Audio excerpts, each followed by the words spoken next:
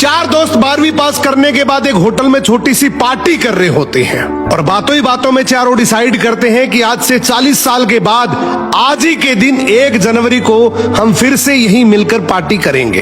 और हाँ, जो सबसे आखिर में आएगा सबका बिल वही पे करेगा। होटल का वेटर भी ये सब देख रहा था। कहने लगा 40 साल बाद अगर मैं भी यहीं रहा तो आपकी ये पार्टी जरूर देखूंगा।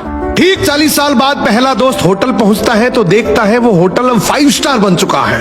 अब वहां पर सब कुछ बदल चुका है। तो एक शख्स उसे पहचान जाता है और कहता है सर बैठिए, मैं आपको पहचान गया, मैं वही वेटर हूँ जो अब इस होटल का मालिक बन चुका हूँ। वो कहता है क्या बात है। इतने में दूसरा दोस्त आ जाता है। दोनों की बातचीत शुरू होती है कि बिजनेस ग्रो कर गया, सब कुछ अच्छा चल रहा है। दोनों अपनी अपनी बातें शेयर कर ही रहे होते हैं कि तीसरा दोस्त भी पहुंच जाता है, लेकिन चौथा दोस्त अब भी नहीं आया।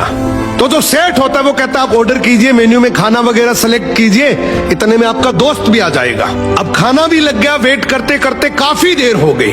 उदास मन से ये तीनों दोस्त डिनर शुरू कर देते हैं। तीनों ने डिनर कर भी लिया, लेकिन चौथा दोस्त अब भी नहीं आया। अब जब बिल देने की बारी आती है तो कहते हैं कि विकास तो शायद बहुत बड़ा आदमी बन गया, हम सबको इग्नोर कर रहा है, चलो हम ही बिल पे कर देते हैं। जैसे ही बिल पे करने के लिए काउंटर पे पहुंचे तो काउंटर का मैनेजर बोला आपका बिल तो ऑलरेडी पे हो चुका है।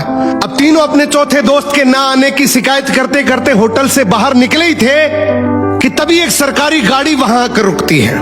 उसमें से एक लड़का उतरता है और तीनों के पैर छूते हुए कहता है मेरे पापा टीचर बन गए थे, मुझे कलेक्टर बनाने के काबिल कर दिया, लेकिन अफसोस मेरे पापा आज से 1 महीने पहले ये दुनिया छोड़कर चले गए।